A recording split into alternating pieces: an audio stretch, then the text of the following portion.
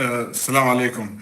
Okay, today we will talk about VT ablation in patients with non-ischemic heart disease. This is my conflict of interest. So today we will talk about indications, technique. Then we have a case with a patient with ARVC, and we will talk about complications and then conclusions. So, which indications for epicardial ablation do we have? We have the ECG criteria, which are suggestive for epicardial origin of the VT, or maybe imaging suggestive for epicardial substrate, or non-ischemic cardiac disease, or failed endocardial ablation, even in ischemic cardiac disease. Which ECG criteria do we have? Actually, we have a lot of algorithms that we see and we know. So the criteria that I really like to see is like eyeball criteria that you can see at once. The pseudo delta waves should be more than 34 milliseconds in chest leads, like you see here. So this pseudo delta waves, it means the origin from the epicardium, and the delta waves, it means this is the time that the VT gets from the epicardium to the endocardium. Q, for example, like here, a Q in lead 1, RS interval more than 120 milliseconds, and delayed deflection of R. Like we mentioned before, in MRI, sometimes we see substrate or suggestive scar. For example, like you see in these patients, where you see the scar is near to the epicardium, and on the endocardial side, we don't have any scar signs. ICE or intracardiac echocardiography is also very important sometimes. Like in this way, or like in these images, you see here the epicardial scar. We see here, in this case, the ablation catheter, the epicardium, and here the endocardium. And as we mentioned before, unipolar endocardial electrograms also could tell us about, or could suggest about the existence of epicardial substrate, like in this patient with ARVC. We use the 5.5 millivolt as upper limit in unipolar MEP from endocardium. However, there are a lot of algorithms to differentiate between scar and valuable myocardium. I would definitely advise to use this algorithm, which I find very, very useful in many cases. However, you see in different papers, in different lectures, we have different unipolar voltage limits. So, for example, in this algorithm, they use 7.95 millivolts. Let's talk about the techniques. And actually, this is the most important part of this presentation, because I promised you to talk a lot about the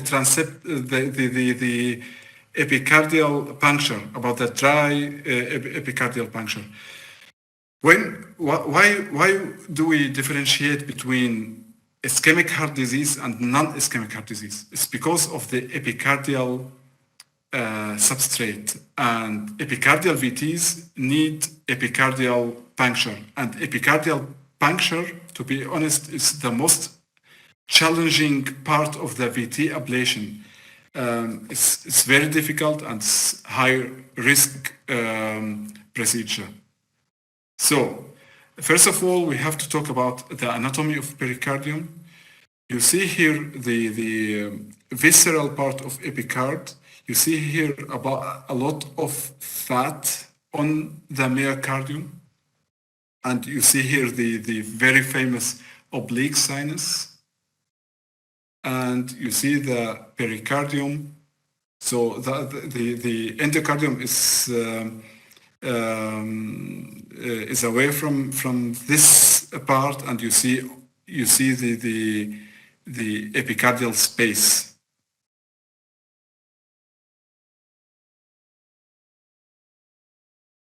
Where do we make the puncture? We have the sternum. You see this here triangle. We have it's not that easy and not that safe to make a puncture everywhere, because we have here the colon transversum, we have liver, and we have lung, and the most used place to puncture is under xiphoidal in this way. And when you do the puncture, you go towards the left shoulder.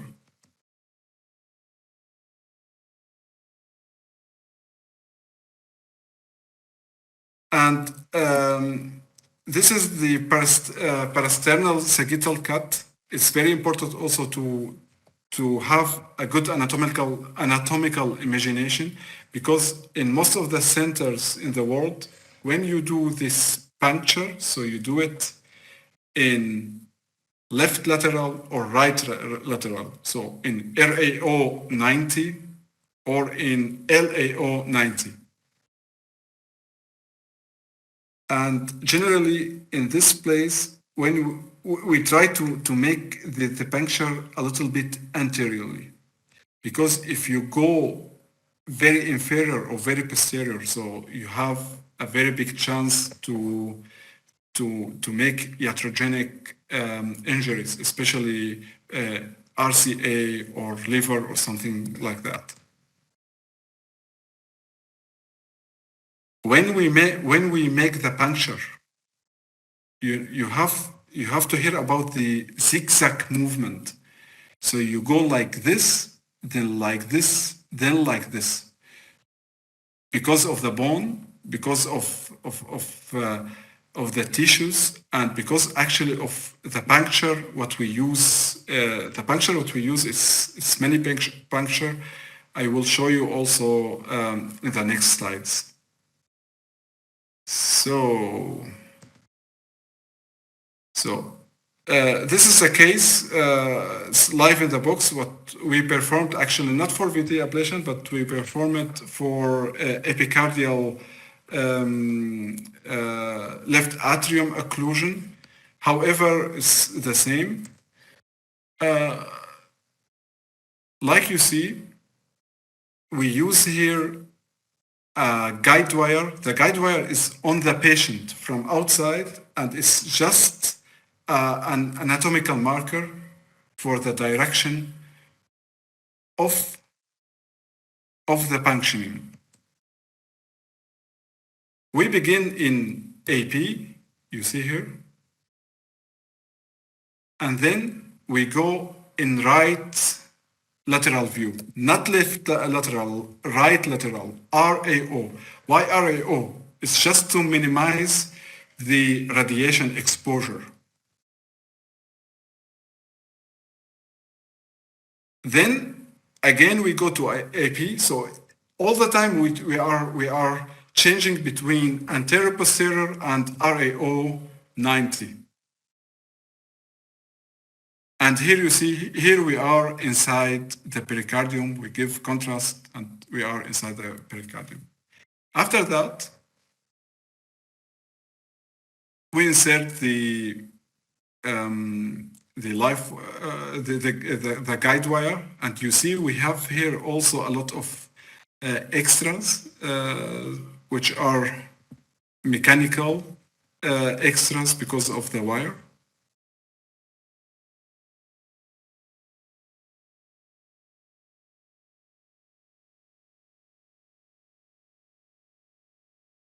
And you see how the guide wire is surrounding the pericardium in all of its parts.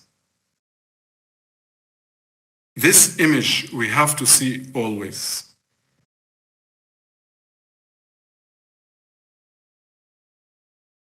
Well,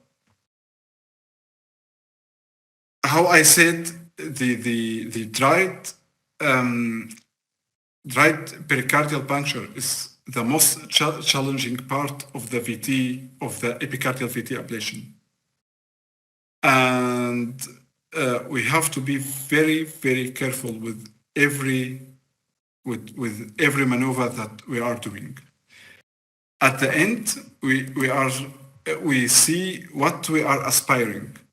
If blood is aspirated like here, it means the sheath is likely to be in the right ventricle or right coronary artery. So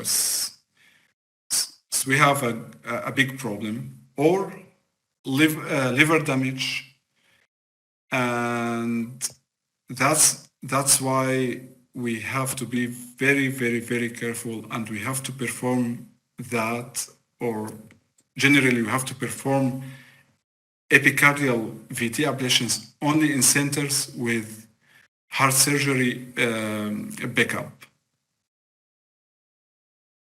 So let's go to our case report, or for our case for today. It's a 25-year-old patient, man, previously diagnosed with ARVC.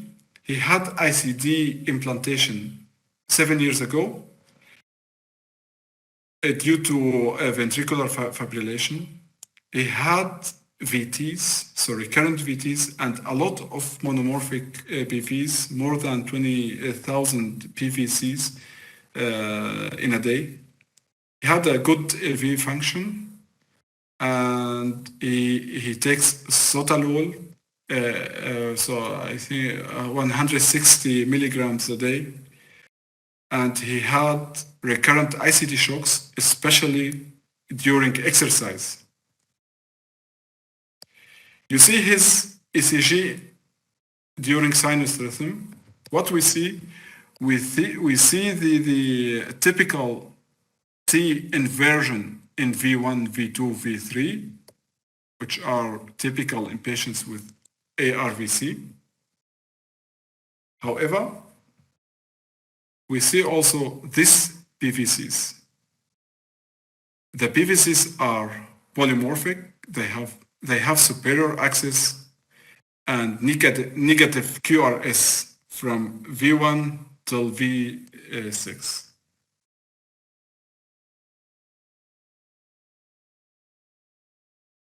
In the EP study, we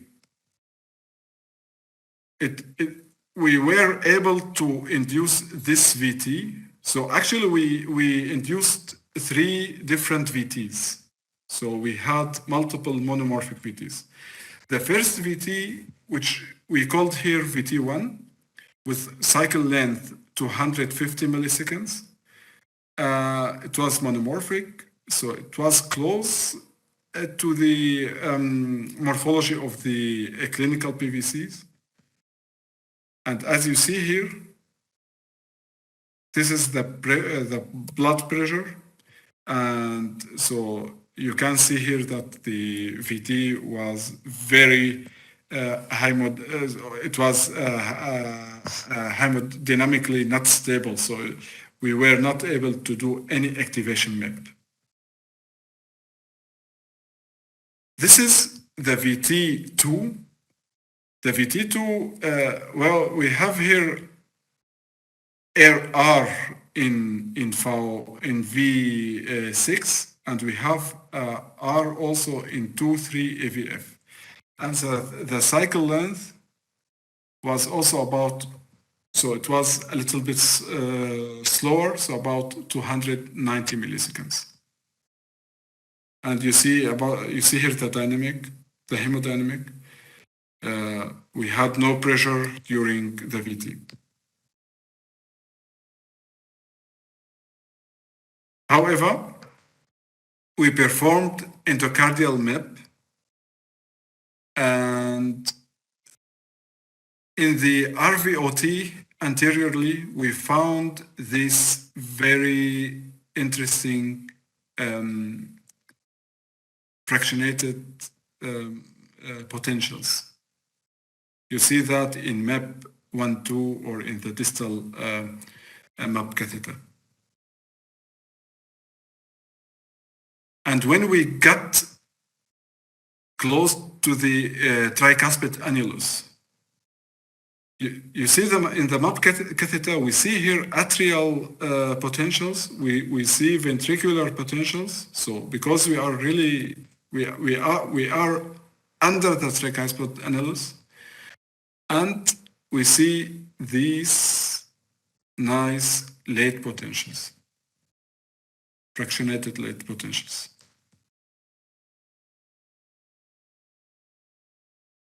At this place, we had a very nice pace mapping. It was near to perfect, so it was about 91%. So it was good, but not perfect.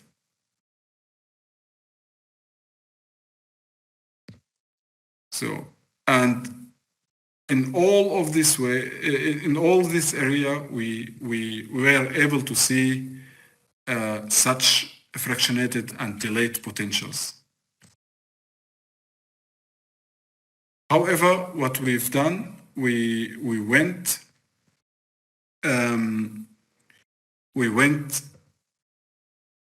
epicardially. So we performed epicardial puncture, and we performed epicardial MEP at the same place. So at the corresponded place from endocardial. So we went to the RVOT, but epicardially. And we were able to see such nice signals here, what we call, in this case, mid-diastolic potentials. And also, like you see here, the mid-diastolic potentials and the delayed, split delayed potentials. Here, but here in not near to the tricuspid annulus, but it was also in the RV apex. So maybe, or not maybe, this place was supposed to be the origin of the VT2 and VT1.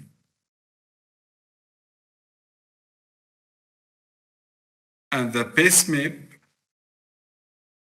was here perfect. It's also near to the apex. However, you see that the negative QRS in V4 till V6, and that would also talk for the apical origin of the VT.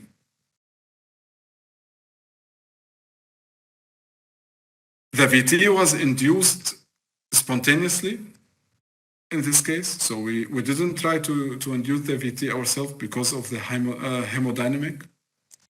And as you see, it was possible to see these nice diastolic potentials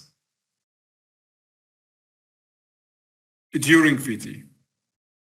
And how I mentioned before, the MEP catheter was located close to the RV apex. We ablated in this area during VT. And you see that during ablation, the cycle length changed, so it got longer, and then it terminated during ablation. This is how the map looked. You see here the endocardial bipolar map. However, we have here the limits by bipolar from till 1.5, and you see this substrate or low voltage areas near to the tricuspid annulus and near to the apex. Here you see the unipolar map. In the unipolar map, however, it's also from endocardium. We see also here a huge area of scar.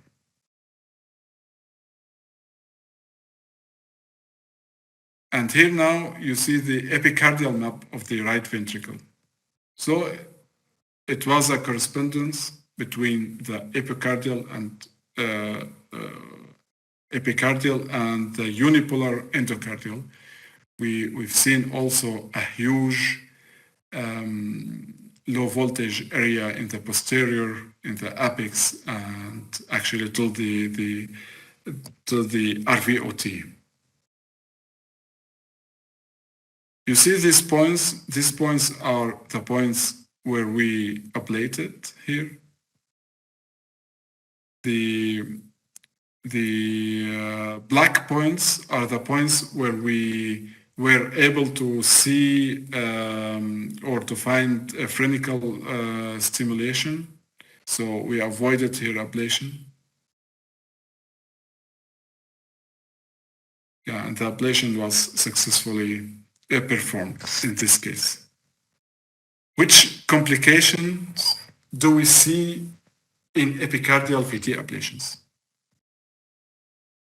We have here some data from a register from north of Germany. So they gathered data from 110 patients, and how you see 2.2% of them, they've got colon perforation, 3.3 hepatic hemorrhage, cardiac tamponade in 4%, are due to RV perforation or injury of coronary artery. So you see that the complication rate, even in very experienced centers, are not that low.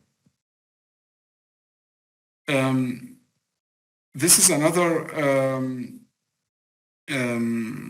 this is the data also of acute and delayed complication, also related to epicardial access from France. And how you see is also about the major acute complication, about 4.5%, it was bleeding.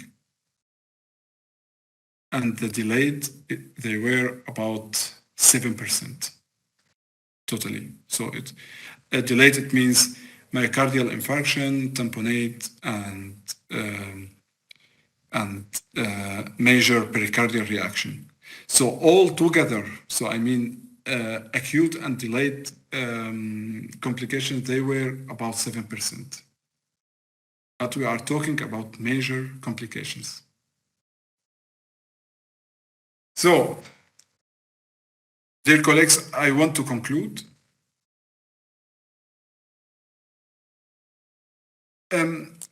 Epicardial access is associated with significant complication rate. So it means for us, we have to be very, very, very careful about patient selection. And this procedure should be performed only in experienced centers with heart surgical backup. And maybe we all heard about some novel puncture techniques. Actually, they are being performed in many centers around the world, like CO2 insufflation and other techniques. However, these techniques, they have also their own minuses and pluses. And during the map, visualization of adjacent structures like coronary arteries and phrenic nerve is very, very important. And thank you for your attention.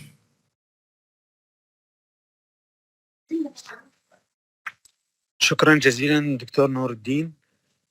نستقبل أي استفسار ولا أي سؤال من الزملاء. شكرا دكتور نور الدين. معاك دكتورة ميرفت. شكرا دكتور أنور.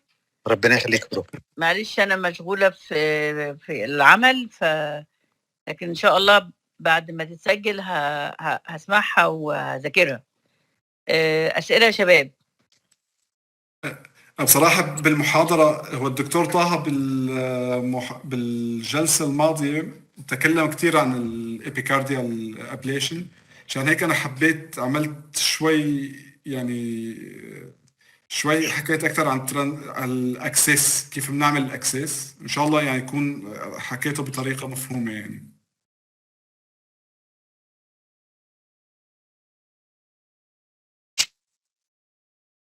كانت جميلة جدا. هو فعلا الابيكارديال اكسس the most challenging part of the whole story يعني. طب بسأل حضرتك دكتور نور الدين، هل حضرتك تستخدم الماكسيموم ديفليكشن اندكس؟ لا بصراحة لا. قصدك للاي سي جي؟ على الاي سي جي. لا ما بستخدمه، لانه بصراحة ما بستخدمه. نستخدم كذا كرايتيريا، بس يعني الديفليكشن اندكس ما بنستعمله. اوكي. أنا كتبت عندي مقالة ب 2016 بس هي بالألماني، يعني إذا أي حدا فيكم بيحكي ألماني ممكن نبعث له إياها. الكرايتيريا للإي سي جي وإبيكارديال ميب، بس هي يعني about 7 years ago. ممكن أي واحد إذا عنده يعني إذا بيحكي ألماني ممكن يبعث له إياها. فعلا مكتوب بشكل يعني in details. يا ريت تبعتها، يعني على الاقل نشوف القوانين بتاعها، هتبقى هي انجليزي يعني. تكرم، ببعت لك اياها ان شاء الله، بس هي بالالماني. بس يعني بشكل عام الكرايتيريا ابيكارديال اور نوت ابيكارديال، يعني لا تستعمل كرايتيريوم واحد، استعمل كل الكرايتيريا ذات يو نو. هو فعلا احنا في البراكتس اوكي احنا نستخدم كل الكرايتيريا، حتى الماكسيموم ديفليكشن اندكس. يعني انا خصيصا بستخدمها على الاي سي جي وبستخدمها في المكنه. اوكي، والنتائج هائله، يعني النتائج فيها هائله. I believe you. استعمل كل الكرايتيريا. وخصيصا نعمل كورليشن، يعني لو هي دي ابيكارديال من اي مكان، لو الاماكن اللي معروفه عنها خلاص اذا فعلا احنا كونفير. وانت عارف حضرتك اكيد الليفت كورونيك كاسب ورايت كورونيك كاسب والاماكن الثانيه برضه هي ابيكارديال ستراكشر. صح. الفي ساميت فور اكزامبل. طب في حد عنده اي سؤال من الزملاء قبل ما يتقطع للفي ساميت او الاورتيك كاسب دائما، يعني هي دائما بقولها very important to compare RS transmission between sinus rhythm and in PVC. صح. يعني always compare that because this is a very the most important criterion in my eyes يعني.